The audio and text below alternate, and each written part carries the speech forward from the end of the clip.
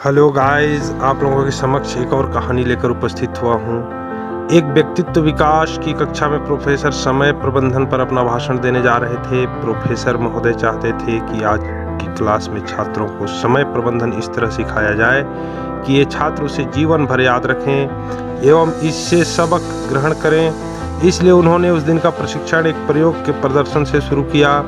आज की पढ़ाई हम एक छोटे से व्यवहारिक प्रयोग के माध्यम से शुरू करते हैं, कहते हुए उन्होंने टेबल पर शीशे का एक जार रख दिया। यह जार खुले एवं चौड़े मुंह वाला था, जो लगभग 4-5 लीटर के साइज का होगा। इसे टेबल पर ऐसे रखें ताकि सब विद्यार्थी उसे अच्छी तरह से देख सकें। फिर उन्होंने एक झोला निकाला जिसमें पत्थर के टुकड़े भरे हुए थे, करीब करीब मुट्ठी भर साइज के होंगे।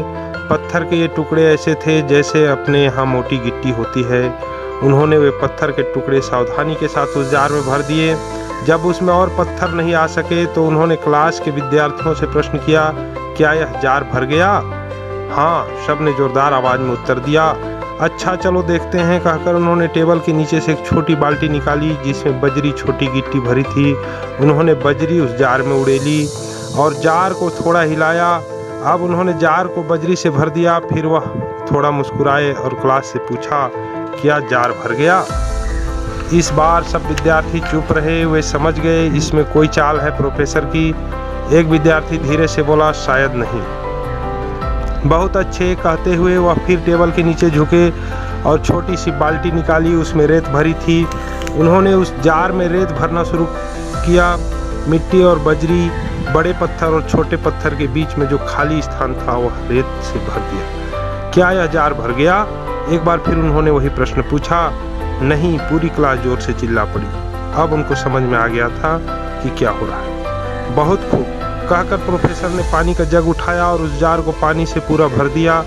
हाँ, तो यह बताओ, इस प्रयोग में हमें क्या शिक्षा मिलती है? उन्होंने विद्यार्थियों को देखकर प्रश्न किया। एक तेज तर्रार टाइप का लड़का था। उसने बड़ी उत्सुकता से हाथ उठाया और बोला, चाहे हम कितने भी व्यस्त हों, कोशिश करने से अपनी दिनचर्या में और अधिक कार्य कर सकते हैं। गलत, बिल्कुल गलत। भरना ही यदि उद्देश्य होता तो पूरा जार रेत से ही भरा जा सकता था या पानी से, विशेषज्ञ प्रोफेसर ने जोर देते हुए कहा। नहीं, इस प्रयोग का यह उद्देश्य बिल्कुल नहीं है। सारी क्लास स्तब्ध रह गई, एकदम चुप्पी छा गई। इसका और क्या प्रयोजन हो सकता है?